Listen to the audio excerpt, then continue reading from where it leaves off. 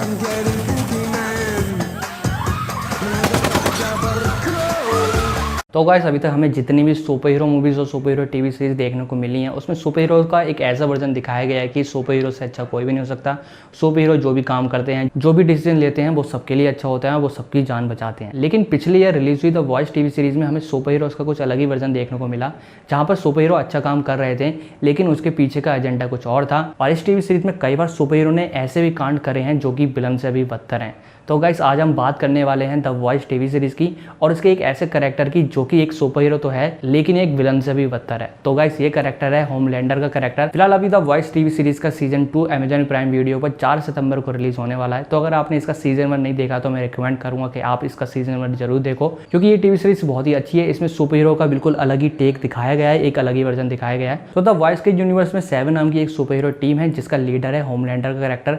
वैसे अगर इस सुपर हीरो टीम की बात की जाए तो ये पूरी तरह से इंस्पायर है जस्टिस लीग के, क्योंकि इसमें कुछ ऐसे सुपर हीरोज मेंबर दिखाए गए हैं जिनकी पावर और सुपर हीरो अपीयरेंस कहीं ना कहीं डीसी के सुपर हीरो जैसे कि wonder woman, aqua woman, super heroine से कहीं ना कहीं सिमिलर हैं। और रही बात सुपरमैन की, तो इसमें सुपरमैन का क्लोन या कहा जाए इंस्पायर वर्जन दिखाया गया है होमलैंडर के कैरेक्टर को, जो कि 7 नाम की सुपर हीरो टीम का लीडर भी है। तो गाइस आज हम इसी कैरेक्टर की बात करेंगे, इसके ओरिजिन की बात करेंगे और इसकी बैक स्टोरी की बात करेंगे, कैसे ये पावरफुल सुपर हीरो इतना इविल सुपर हीरो कैसे बन गया। तो जैसे होमलैंडर के बारे में मैंने आपको बताया कि ये सुपर हीरो कहीं ना कहीं सुपरमैन से इंस्पायर है, लेकिन सुपरमैन के केस में क्या हुआ था, जब वो आसमान से गिरा था तो उसको एक ऐसे माँ बाप ने पाला था जिसको उसने काफ़ी अच्छी अच्छी बातें सिखाई थी। ये बताया था कि अच्छाई कितनी ज़रूरी है, ह्यूमैनिटी कितनी ज़रूरी है, इसलिए वो एक गॉड होते हुए भी, यानी कि सुपरमैन एक गॉड होते हुए भी सभी ह्यूमन काइंड का एक सेवियर बना था। लेकिन होमलैंडर के केस में ऐसा कुछ नहीं हुआ। उसके पास अनगिनत सुपर पावर थी लेकिन उसको कुछ ऐसे लोगों ने गाइड करा जिसकी वजह से वो एक ईविल सुपर हीरो बन गया।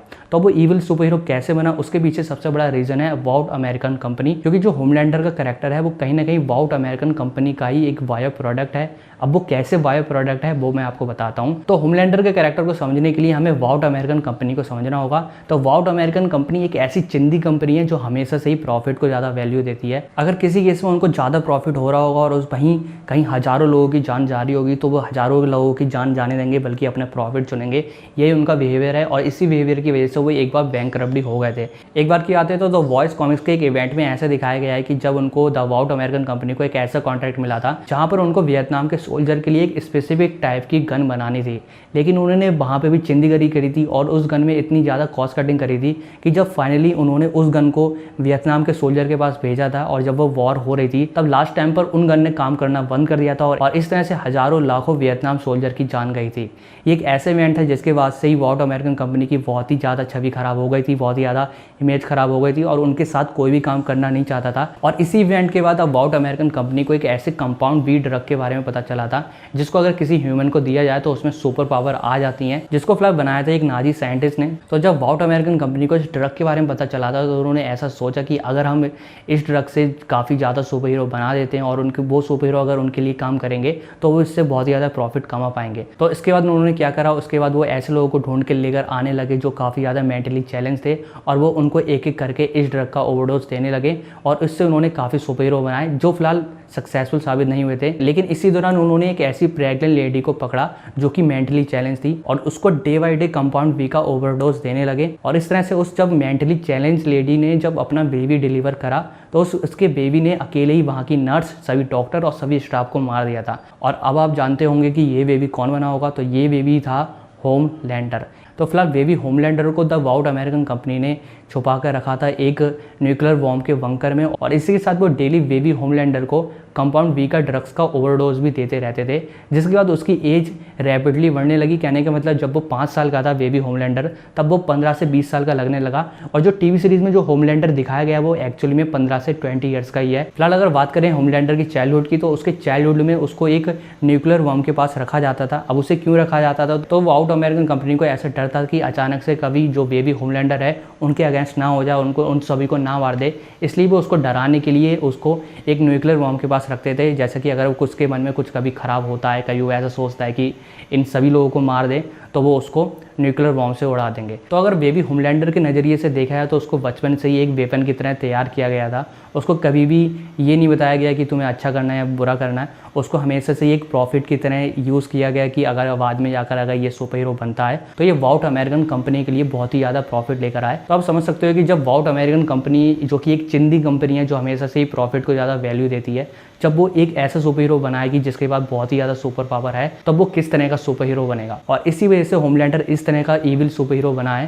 फिलहाल कॉमिक्स में ऐसा दिखाया गया है कि जब होमलैंडर ने अपने सुपर हीरो करियर की शुरुआत करी थी तब वो दिल से कुछ अच्छा काम करना चाहता था सभी के लिए, लेकिन जैसे कि उसका माइंड डेवलप नहीं हुआ था, वो सही टाइम पर सही डिसीजन नहीं ले पाता था, इसलिए जिन लोगों को बचाने चाहता था उसकी वजह से कई और लोग मारे जाते थे। तो इसी तरह से होमलैंडर ईयर बाय ईयर बहुत ही ईविल सुपर हीरो बन गया और जो हमें टीवी सीरीज में जो उसका वर्जन देखने को मिला है वो इस वजह से हुआ है। वॉट अमेरिकन कंपनी कभी भी होमलैंडर को एक सुपर हीरो बनाना नहीं चाहती थी, बल्कि उसे एक सुपर हीरो की तरह दिखाना चाहती थी जो उनके लिए ढेर सारा प्रॉफिट लेकर आए। फिलहाल जब वॉट अमेरिकन कंपनी का होमलैंडर सक्सेसफुल साबित हो गया तो उन्होंने सोचा कि अगर एक सुपर हीरो इतने ज़्यादा पैसा कमा रहा है तो क्यों ऐसा ना करें कि एक पूरी सुपर हीरो टीम ही खड़ी कर दी जाए। और जिसके बाद उन्होंने ऐसे ही करा और फिर एक के बाद एक सुपर हीरो इंट्रोड्यूस करने लगे और इस तरह से बनी 7 टीम, जो कि एक सुपर हीरो टीम है द वॉइस के यूनिवर्स में। तो गाइस आप समझ गए होंगे द वॉट अमेरिकन कंपनी की हिस्ट्री और उसके साथ होमलैंडर की ओरिजिन और उसकी बैक स्टोरी भी कि वो कैसे एक एविल सुपर हीरो बना। तो अब बात करते हैं होमलैंडर की सुपर पावर्स की। तो सुपरमैन के केस में उसके पास जितनी भी सुपर पावर हैं वो डिट्टो होमलैंडर के पास भी है, यानी कि उसके पास हीट विजन है, फ्लाइंग है, सुपर स्पीड है। वैसे सुपरमैन की एक वीकनेस है क्रिप्टोनाइट, लेकिन होमलैंडर के केस में ऐसा नहीं है। तो कह सकते हैं कि होमलैंडर कहीं ना कहीं ज़्यादा पावरफुल सुपर हीरो है सुपरमैन के केस में। फिलहाल इसके बाद बहुत से लोग कहेंगे नहीं भाई ऐसा नहीं है।